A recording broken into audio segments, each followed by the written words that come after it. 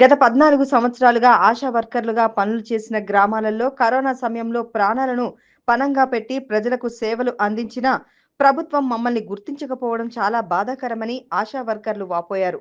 కాంగ్రెస్ ప్రభుత్వం అధికారంలోకి వస్తే ఆశా వర్కర్లను ప్రభుత్వ ఉద్యోగులుగా గుర్తిస్తామని చెప్పి నేడు ఆ మాటే మర్చిపోయారని సిఐటియు జిల్లా నాయకురాలు బాలమణి అన్నారు. రామాయంపేట మండలం డి ధర్మారం ప్రాథమిక ఆరోగ్య కేంద్రం వద్ద సిఐటియు ఆధ్వర్యంలో ఆశా వర్కర్లు ఆందోళన చేపట్టారు. అనంతరం సిఐటియు జిల్లా నాయకురాలు బాలమణి ఆశా వర్కర్లు మాట్లాడుతూ ప్రభుత్వాలు మారినా తమ తలరాత మారలేదని, గత ప్రభుత్వం ఆశా వర్కర్లను పట్టించుకోవడం లేదని, కాంగ్రెస్ పార్టీ అధికారంలోకి వస్తే ఆశా వర్కర్లను ప్రభుత్వ ఉద్యోగులుగా గుర్తించి కనీస వేతనం చెల్లించడం జరుగుతుందని చెప్పి నేడు అధికారంలోకి వచ్చాక ఆశా వర్కర్ల గురించి ఊసెత్తడం లేదని వారన్నారు. ఇప్పటికైనా ప్రభుత్వం స్పందించి వెంటనే ఆశా వర్కర్ల న్యాయమైన డిమాండ్లను నెరవేర్చాలని, కనీస వేతనం కల్పిస్తూ ఉద్యోగ భద్రత కల్పించాలని డిమాండ్ చేశారు. ఈ కార్యక్రమంలో సిఐటియు జిల్లా నాయకురాలు బాలమణితో పాటు మండలంలోని ఆశా వర్కర్లు పాల్గొన్నారు. జిల్లా రామాయంపేట మండల్ డి ధర్మారం పిఎస్సిలో ఈరోజు ఆశా వర్కర్ల ధర్నా చేయడం అనేది జరిగింది. గత ప్రభుత్వం ఉన్నప్పుడు కాంగ్రెస్ ప్రభుత్వము అధికారంలోకి వస్తే ఫిక్స్డ్ వేతనం చేస్తామని చెప్పి 15 రోజుల సమ్మె వేస్తే టెంట్ కింట్లకు వచ్చి మరి ఫిక్స్డ్ వేతనం చేస్తాము మేము అధికారంలోకి వస్తే అని చెప్పి చెప్పడం జరిగింది. మరి ఇప్పుడు సంవత్సరం దాటింది, సంవత్సరము అయిపోయింది. సంవత్సరం దాటినా కానీ మరి ఆశా వర్కర్ల పరిస్థితి మాత్రము అంతానే ఉంది తప్ప ఏడేసిన గొంగడి ఆన్నే ఉంది. మరి పట్టించుకొని అసెంబ్లీలో మరి ఇప్పుడు ఫిబ్రవరిలో జరిగే అసెంబ్లీలో ఖచ్చితంగా ఫిక్స్డ్ వేతనం కావాలని చెప్పి మేము సిఐటిగా డిమాండ్ చేస్తున్నాము. అట్లే ఇక్కడ అధికారుల ఒత్తిళ్లు బాగున్నాయి, బెదిరింపులు బాగున్నాయి. ఇవన్నీ మానుకోకపోతే మేము ఇంకా పెద్ద ఎత్తున కూడా చేయడానికి కూడా సిద్ధంగా ఉన్నాం. మేము ఏది వద్దంటామో అది ఖచ్చితంగా వీళ్ళు దగ్గరుండి చేపిస్తున్నారు. లెఫ్రెన్స్ సర్వే పోయినసారి వేసినాయి, డబ్బులు రాలేవట. ఈసారి వేసినాయి, ఇప్పుడు వచ్చినాయి అని చెప్పి చెప్తున్నారు. మరి పోయినసారి ఎవరు ఇవ్వాలి? పోయినసారి ఈసారి కలిపి ఒకటేసారి ఇవ్వాలని చెప్పి మేము సిఐటిగా డిమాండ్ చేస్తున్నాము. మరి ఒక ఆఫీసరు లేకపోతే మరి ఉన్నవాళ్ళు లెటర్ తీసుకోరు, కింద పాడేస్తారు. మాకు సంబంధం లేదని చెప్పి ఈ డి ధర్మారంలో బాగా జరుగుతుంది. ఇట్లాంటివి కూడా ఎవరున్నా ఏం లెటర్ ఇచ్చినా తీసుకోవాలని చెప్పి మేము సిఐటిగా డిమాండ్ చేస్తున్నాము. ఈ ఒత్తిళ్ళన్నీ మానుకోకపోతే ఇంకా పెద్ద ఎత్తున కూడా చేస్తాం. వాళ్ళు ఏ పని అయితే చేయాలని ఉందో ఆ పనే చేపియాలి తప్ప అదనపు పనులు చేస్తే అదనపు వేతనం కూడా వీళ్ళే సొంతంగా వేయాలని చెప్పి మేము సిఐటిగా డిమాండ్ చేస్తున్నాము. ఈరోజు రాష్ట్ర వ్యాప్తంగా ఆషాఢీల దగ్గర ధర్నాలు జరుగుతున్నాయి. వెంటనే రాష్ట్ర ప్రభుత్వం కానీ కేంద్ర ప్రభుత్వం కానీ వెంటనే ఆశా వర్కర్ల సమస్యలు పరిష్కరించకపోతే రాష్ట్ర వ్యాప్తంగా ఢిల్లీకి కూడా వెళ్ళడానికి కూడా సిద్ధంగా ఉన్నాం. ఈ డిసెంబర్లో వాళ్ళ బస్సు జాత కూడా జరుగుతుంది. ఢిల్లీలో కూడా నిరాహార దీక్ష కాదు, అమర నిరాహార దీక్ష చేయడానికి కూడా సిద్ధంగా ఉన్నామని చెప్పి సిఐటిగా హెచ్చరిక చేస్తుంది.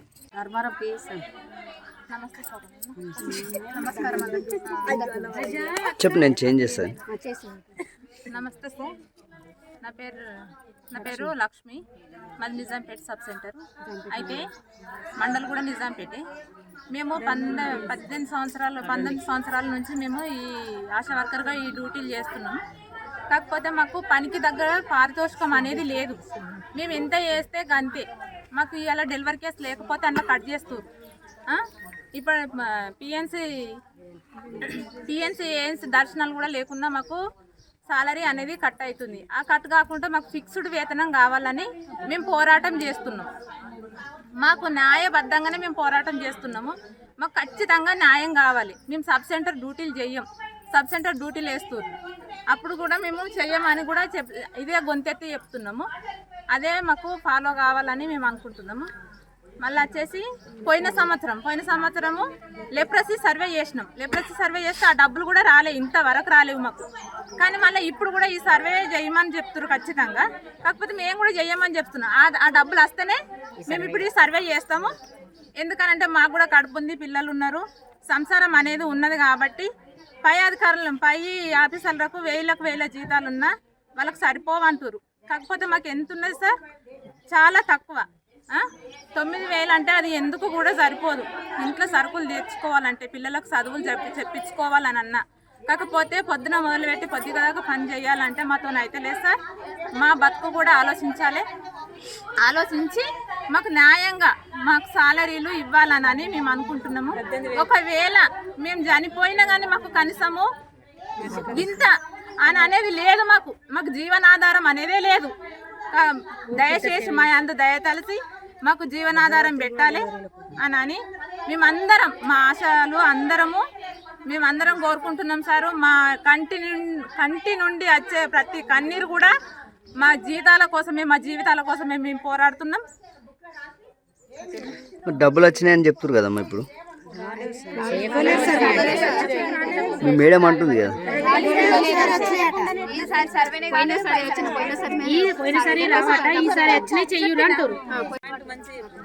నా పేరు సుశీల, మాది లక్ష్మాపూర్ సబ్ సెంటర్, రామన్పేట మండల్. మేము ఇప్పుడు 19 సంవత్సరాలు అయిపోతుంది ఆశా వర్కర్లో జాయిన్ అయ్యి.